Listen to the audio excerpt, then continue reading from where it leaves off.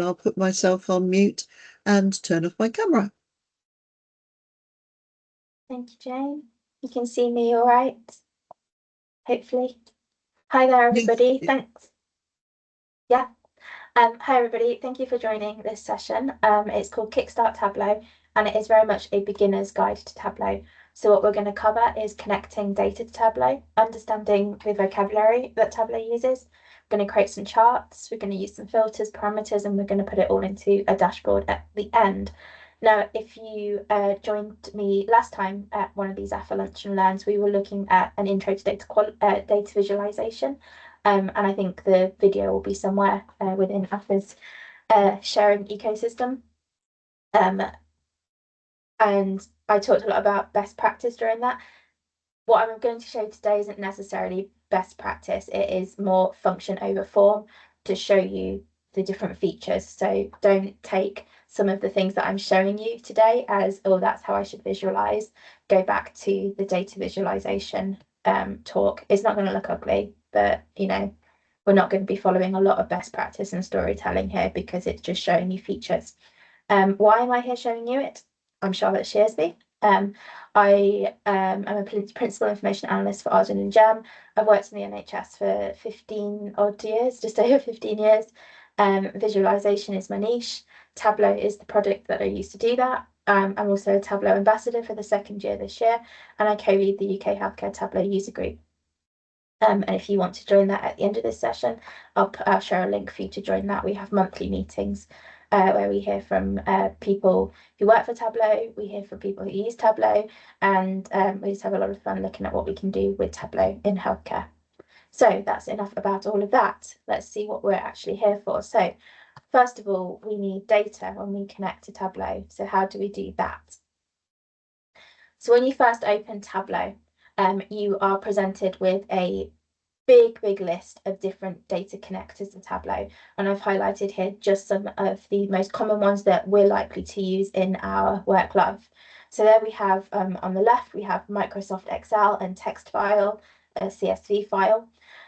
We then go down to having SQL. So we've got two different SQL instances. So we've got the old style SQL Server, and we've got the Azure SQL database. So we've got these two here. And then we've also got other data projects that complement us, like Databricks and Snowflake. There is loads of data connectors. If you want to connect to it, Tableau probably has a connector for it, including Foundry. And if you want to know more about that, we've actually just done last Thursday a session for the UK Healthcare Tableau user group on Foundry and Tableau. So that will be up on our YouTube channel soon, so you can learn a little bit more about how Tableau and Foundry are working together. So yeah, we've got our data connection. So we're going to imagine that I have chosen my data connection. I am connecting to SQL, as most of you probably will do. And we go, once you've chosen that, and what you'll do is when you've clicked on these, you'll put in all of your credentials. So there will be your personal credentials, the same that you use when you log into SQL to do your querying, is the same that you log into here. So long as you've got those credentials, you can access the data, and you will need to access it on your remote desktop or whatever environment that you use to access your SQL. Once you've done all of that, you're then presented with this page, and this is where we start to connect the data in more detail. So I'll just show you around this page a little bit. On this side here, you have the connection pane.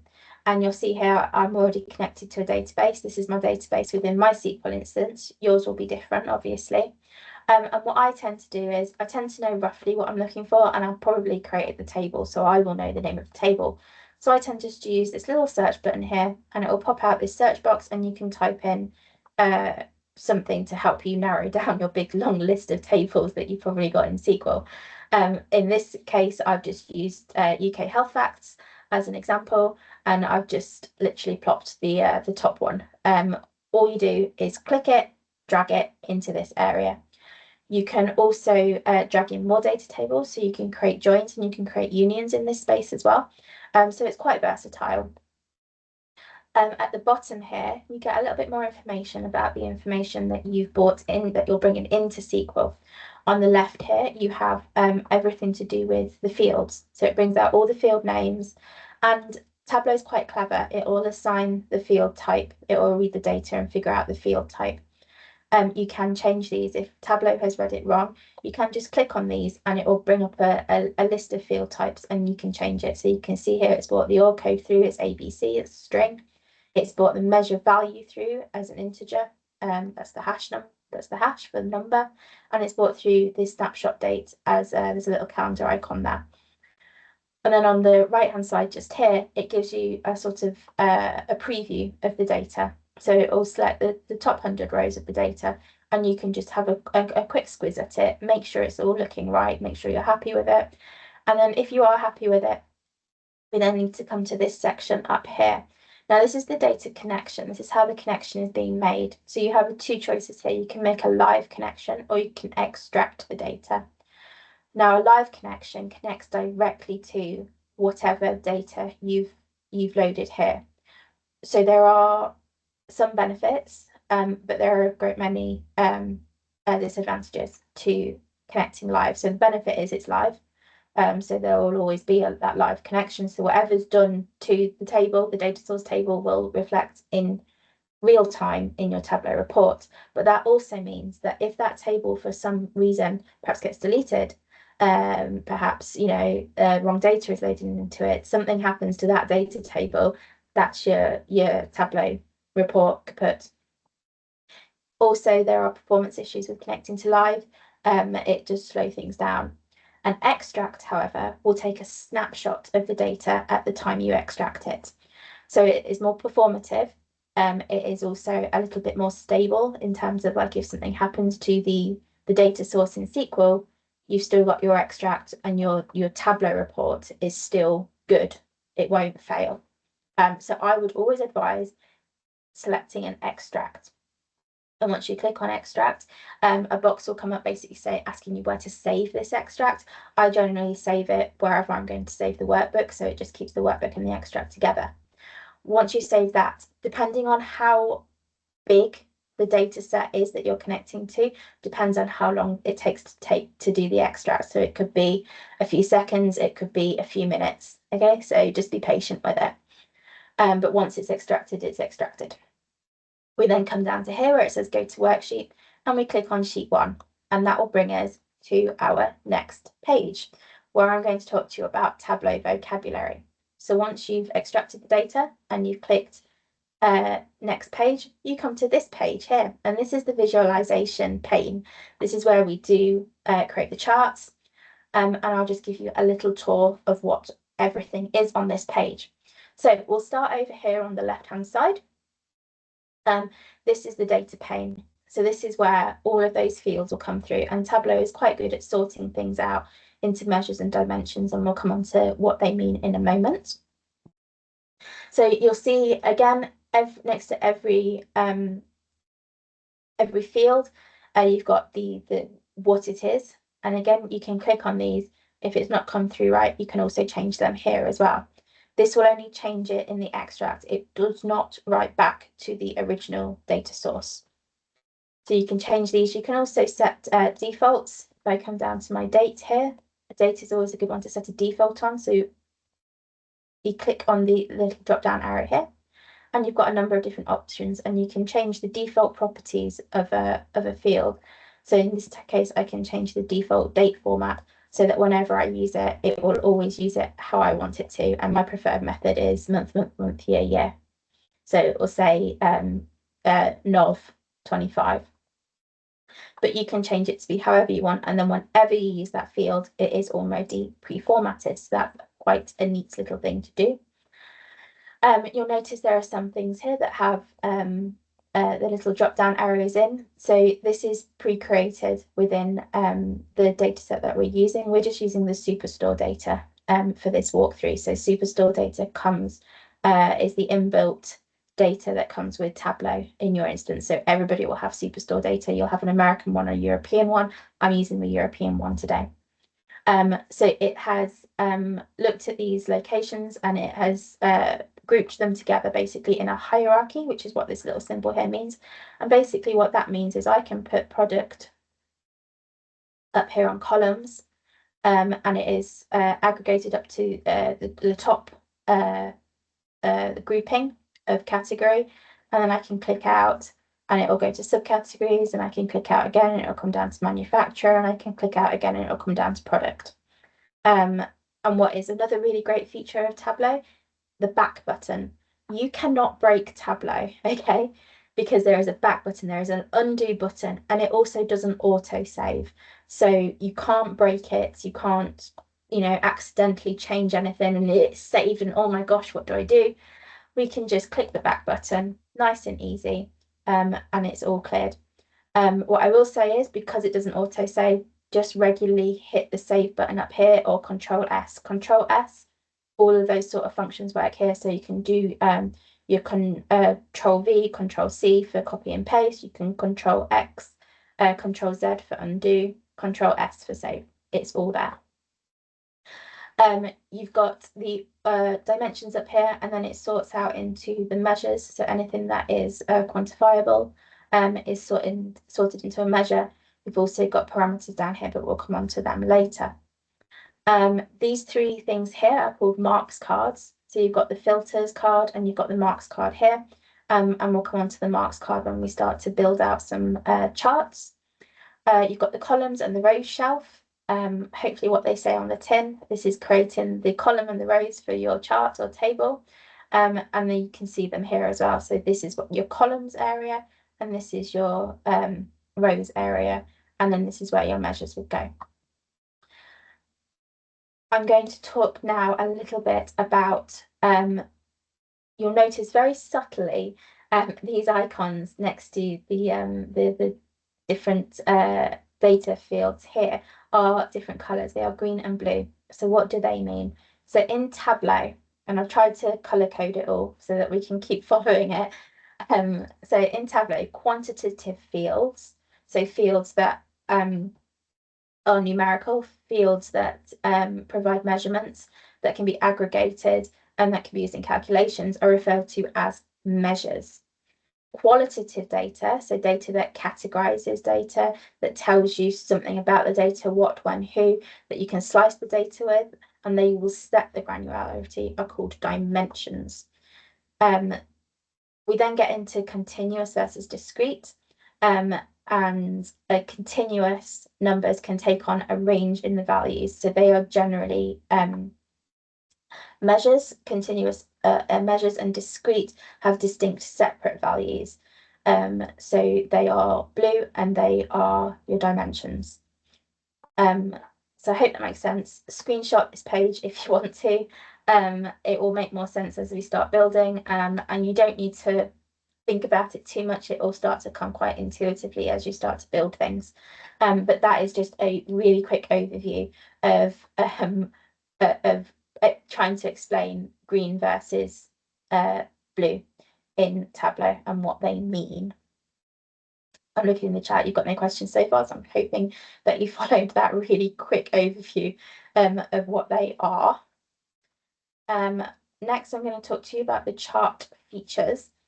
So here I've just built a chart, just a simple chart, nothing too fancy. You'll see my columns and my rows have been populated now. My rows are populated with the country down here. My sales are on the columns and have created my bar chart here. What we can do here, I'm going to show you the show me button now. So the show me button is really useful. It will literally tell you what type of chart it thinks that you should maybe build based on the data that you've put on the pane. So if I take profit off, there you go, it gives me a few more options. So I've chosen a bar chart in this instance. Again, I'm just going to press the back button to put that back on. And what I've done here is, so I've put summer sales on here, but you can also put additional information onto your chart to give the chart a little bit more detail. So in this case, I've added profit to color, and that has created a legend over here, and it has colored these bars in profit ranges. So we can see that these two that are top in sales are indeed the most profitable countries. The Netherlands, that's sort of in the middle of the pack here in terms of sales, is actually the least profitable in this region. And you can see here, I've also got this region on filters. And this means that I can just change and look at the different regions within Europe. And I can change that just by using some clicks. I think that's everything. Oh no, what I want to show you up here. So we can also change the direction. So we can go from a bar chart to a column chart just by simply clicking this button up here. We've also got the sort buttons here, so I can sort either descending or ascending. So you've got things there. You can also sort on the pane here. So there's lots of different ways to do things in Tableau. So if you find a way that maybe, oh, she didn't show me that way, that's fine, because there are probably at least three different ways to do most things in Tableau. So you can also sort directly on the visualization here. I think that's everything I want to show you on here. Oh, you can also clear. So if you've just got, this chart's rubbish, I hate it, you can just come up here and take it all away and start again. And if you do that accidentally, don't worry, because of course there is the back feature, because you cannot break Tableau. So next, we're going to move on to creating a chart. So here are some charts that I have made previously, and we're going to make them together. So here is a chart showing profit by country in Europe. So I'm looking here, asking the question, which countries in Europe are the most profitable? So let's come to my blank page. So we've got a nice blank page here, and we can do, as I said, there are several different ways that you can do a lot of things. So I'm going to open up location here, and you'll see it's already figured out. It's got a little globe on it, so it already knows it's a location. And if I just scroll down to the bottom here, you can see latitude and longitude here.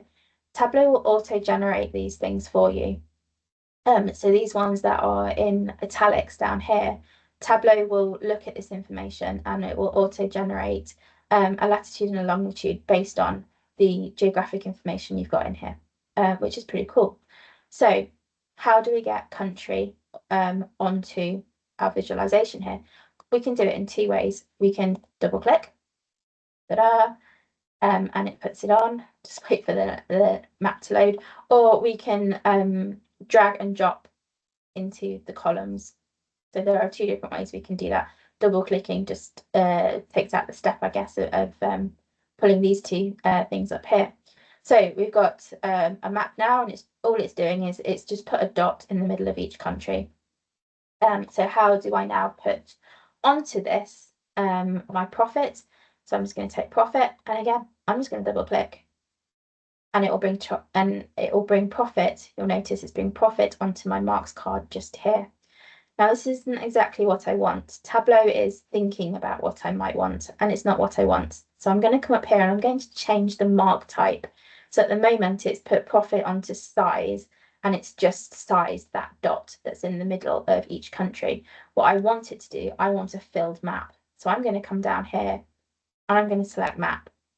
And now it fills the map. But that's not too useful because it's not colored the map. That's because profit is still on size. So I'm just going to pick profit up and pop it on top of color. And now it has color coded the European countries by profit. And we can start to see different bits and bobs of information here. Now you'll see up here the tooltip comes up. If you want to change what that tooltip says, you can simply come to the tooltip option here on the marks card, double click on it, and you can write whatever you want in here, blah, blah, blah. Click OK, and it will now say blah, blah, blah underneath it. Obviously, you're not going to do that in real life. In real life, when you're creating these things, you will write something meaningful. You can, yeah, that's all I want to show you for that one. So that is how we create a map. Next, I'm going to create a line chart. This one. We're going to create this line chart here. So what I've got here is a line chart. I'm looking to see if performance is consistent. So we're going to do a lot of things with this line chart, and I'm going to show you how to set up a parameter. We're going to look at how to write a calculated field, and we're going to play with some of the color options as well. So we're going to do a lot for this chart to get it to look like this. So first of all, what we want to do is bring in our time. So I'm going to bring discharge date onto the view. Just double clicked on that and it's come up here. I could also just pick it up and drag it onto columns. It does the same thing. Now Tableau will aggregate by default. We can separate them out and we can make them come back up. There we go. Or we can pick the pill, make it come down, and we can actually start to look at different options for how we want to display this this measure, this dimension. So I know that I want to display it by month and year. So I'm going to do that. And you'll see how it's remembered the default formatting that I asked it to do earlier. Now I need to obviously put on a measure. So I'm going to bring profit. Again, I can double click and put profit on, or I can drag it up to the rows and put profit on. Either way works. So now I've got a nice little line chart that's showing profit. But actually, what if I want to perhaps show more than profit on the same chart? I want to maybe look at sales, and I want to also look at quantity. Now that's 3 charts, and I don't really want 3 charts. I just want 1 chart, and I just want to be able to roll through them. So that's where we're going to create a parameter. So I'll open the one that I've created just here. I've got one I've created just here, so I'll show you what we're going to end up with. And opens, there we go. So this is what the parameter field looks like. To create a new parameter, we come up to here, this little drop down up here, and create parameter. We can then give it a name. So I'm going to say select measure. I'm just going to say demo because you can't have the same name twice. The data type isn't a float, it isn't an integer, it is a string, because I know that I'm going to put in words into this and I want to create a list. And then I need to tell it what I want the items in this list to be. So in this case, I want profit, I want sales, and I want quantity. Now, it's really important you spell these right, because they will refer back to each other. And then you click OK, and that's that. That is your parameter created. You can then show parameter, and it will show up on here, and you can roll through these. As you can see, though, this isn't changing. That's because I need to change the measure up here. And to do that, I'm going to create another a calculated field. This is what we're going to create, a simple case statement. Now, a lot of Tableau's calculated fields, kind of like a little hybrid between SQL and Excel, but you will get the hang of it. And there is lots of documentation. So if you want to figure out how to write a case statement in Tableau, just Google case statement in Tableau, and then it will come up. But it will also, if you click on the little arrow here, you can start to, you can just type in case, and it will give you sort of little directions, little hints about how to write it as well. So that's quite neat. So I'm not going to write it again. Basically, I'm saying case, the parameter that I've just created. When that says profit, then show me the field profit. When it says sales, show me the sales field. When it says quantity, show me the quantity field. And that's basically all that's doing. Now, when I bring this on, so I'm not going to double click it this time. I'm going to pick it up and I'm going to drop it directly over profit. So you see where that arrow comes up just here? That would be putting it beside it. But if I put it over the top of it, it will replace it. And now when I scroll through my parameter, oh no, it won't do that because it's the wrong parameter. Select measure parameter. The parameter that I linked to it.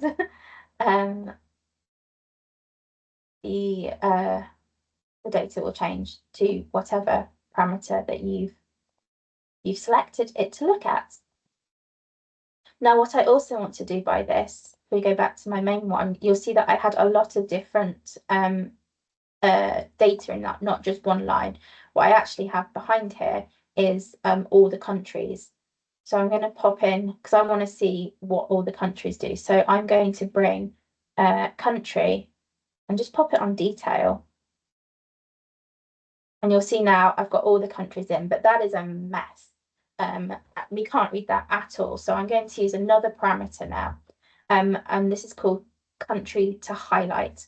So that is what this black line is doing. I'm highlighting the country that I've chosen. In this case, it's the United Kingdom, and all the other information, all the other countries is just pushed slightly to the back.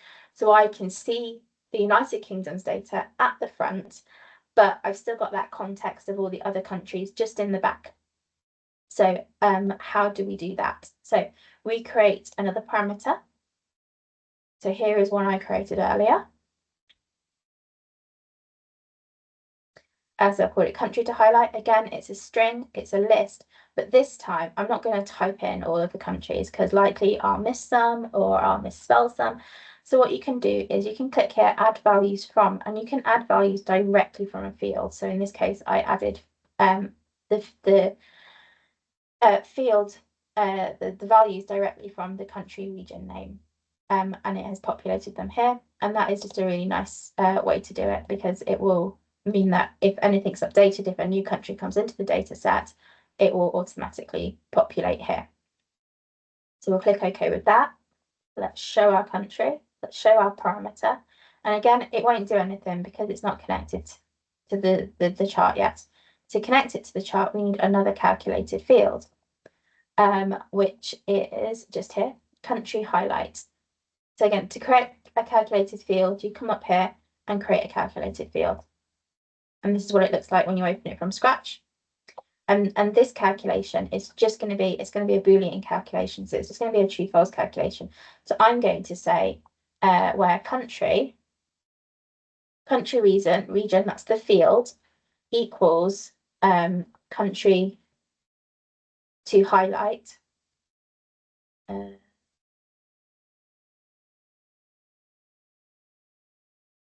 Country to highlight, which is the parameter.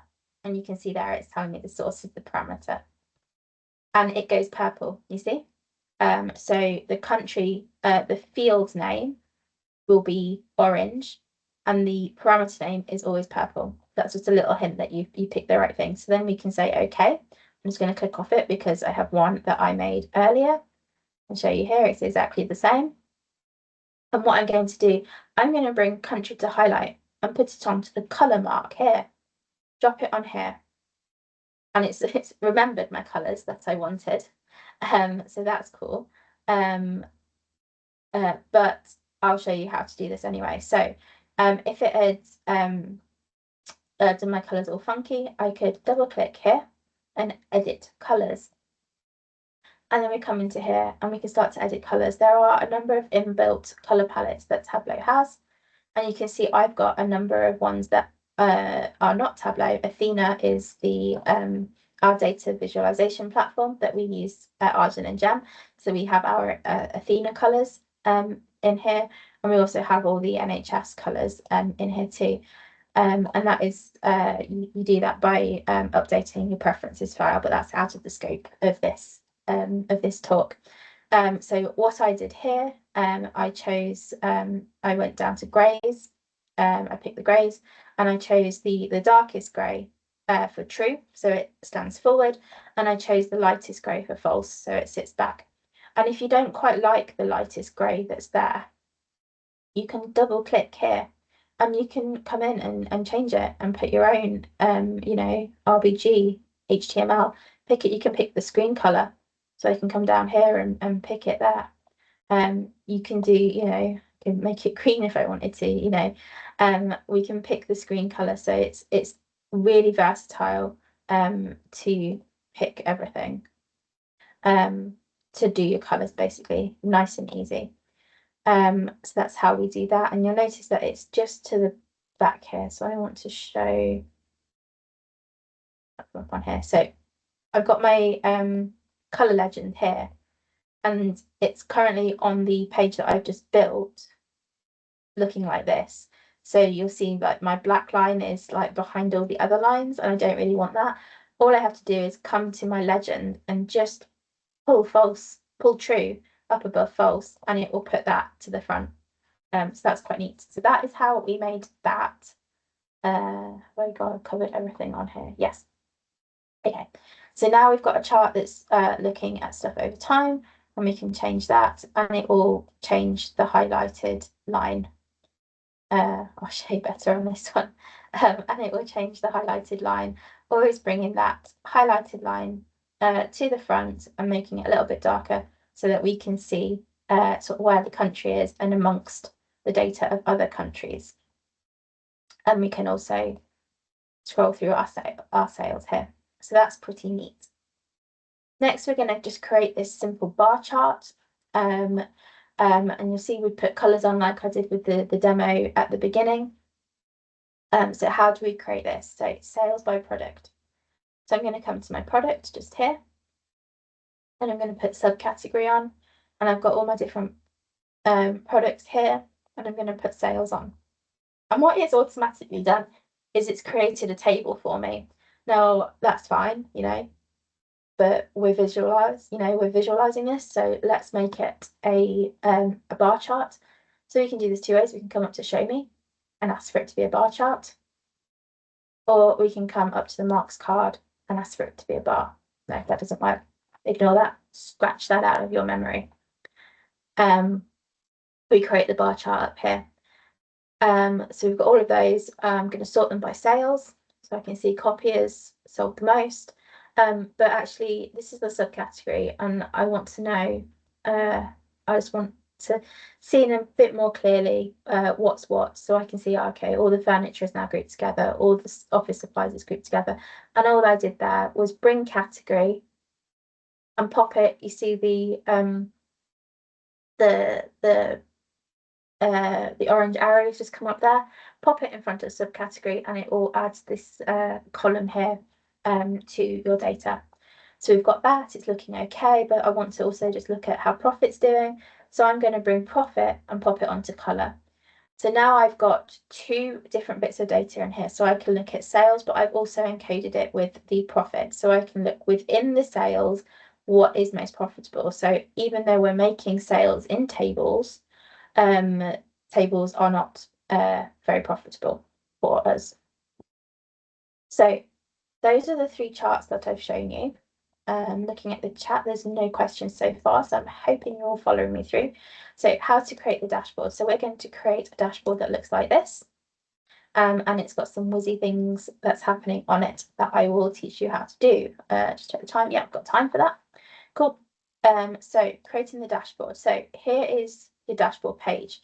Now creating the dashboard, you see just down here where my arrow is, you've got this little plus button that's got the chart on it. That creates a new sheet. So that creates a new sheet to create your charts. The one next to it that's kind of got like a square with a cross in, so like a little window, that creates a new dashboard. So that's how you create new sheets and new dashboards. You can also, if you like what you've done previously, so I quite like this chart, but I want to put a few more things in, you can right click on it and duplicate. So you can create another version of that, and you can maybe be like, oh, I like the look of this, but let's swap region for category and country for subcategory and do it that way. So you can, play around. If you've got something formatted exactly how you like it, just duplicate and swap the fields out. There's a little life hack for you. So creating the dashboard. This is the dashboard we're creating. So here we have our dashboard pane. So this is where we will create the dashboard. That's the canvas. And over here we have a new pane now, replacing the data pane in this dashboard pane. So here we can change the size of the dashboard. It defaults to generic desktop, but you can change it to whatever size you like, and you can even customize it. The dashboards that I've been showing you to present with, they're custom ones because I made sure that they fitted the page, fitted the screen to present to you a bit nicer. I'm just going to leave it a generic desktop for now. You'll see here we've got all the sheets. These are all the sheets that we've just created, and when you hover over, it gives you a little preview of what they might be. And down here we've got objects, so we can put lots of different objects onto our canvas. So we can put containers onto our canvas. We've got a horizontal container, and that will place things side by side, and we've got a vertical container, and that will place things above and below. And we're going to use those while we create our dashboard. We've also got text, that will just put a text box on the canvas, and you can put in images as well, so you can bring in, like, I don't know, a logo or something onto your dashboard, and you can also put in blanks, and blanks are quite good for creating white space on the dashboard. So first of all, I'm going to bring in text to this, and I'm going to just be lazy and call it title, change the size a little bit, maybe change the font, make it nice and big. There we go. So yeah, I'm lazy and just put in title. You'll put a more meaningful title like I did on this dashboard. I mean, that's not very meaningful, let's be honest. But you'll put a better title on there. This is just to demonstrate what you can do. Next, I'm going to bring in a horizontal container, and you'll see as I bring in items onto the page, you get this grey area come up, and that's basically asking you, where do you want to drop this thing?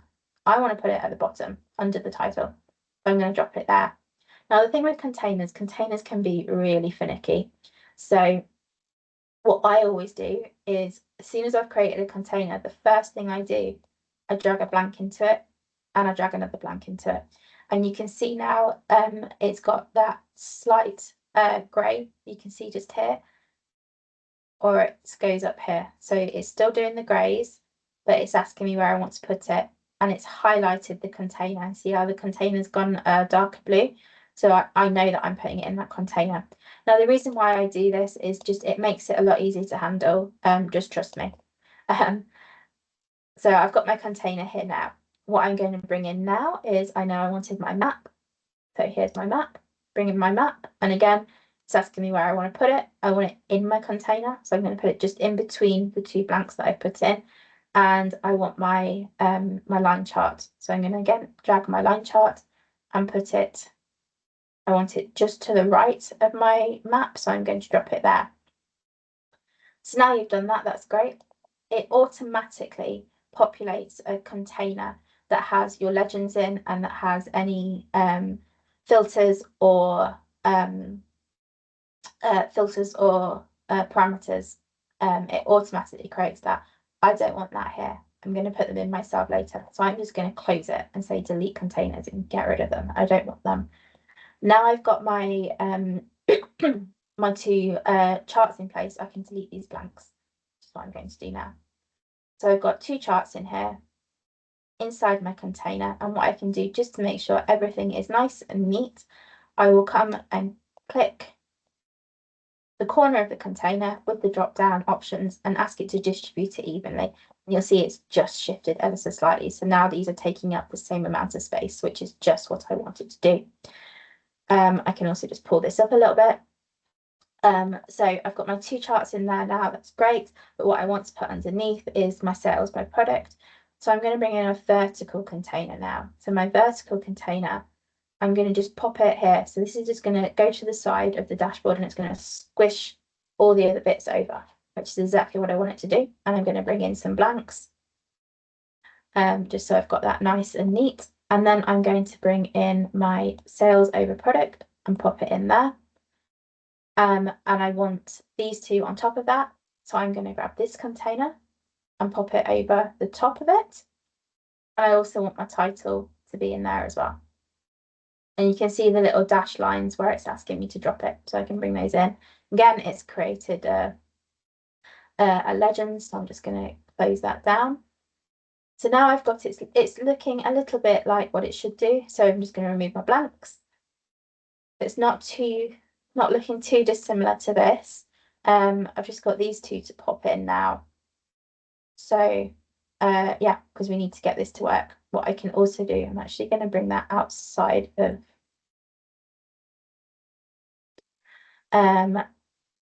double click that, and I'm going to distribute evenly. So now they take up the same amount of vertical space.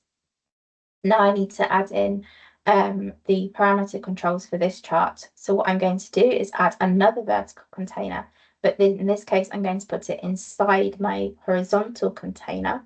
Hope you're following all this. And I'm going to, again, put in my blanks. And I'm going to bring this chart just there, So that's now sitting in my vertical container. And what I'm going to now do is put in another horizontal container above that. Put in my blanks again. Size that a bit bigger. My blanks in. So now I've got that space. And on here, I'm going to click on my chart. And now I want to add in my parameter controls back in. So I've got my parameters here. So I'm going to put in my country to highlight. And Tableau has understood where I want it to go. It doesn't always understand where you want it to go. So sometimes you do have to move it. And I'm going to put in my select measure. So it's popped both of them in there. So I can get rid of my blanks now. So that's my holding space gone. And my blanks from there. Or smaller. Okay, so now I've got this on here and it's controlling that. Great.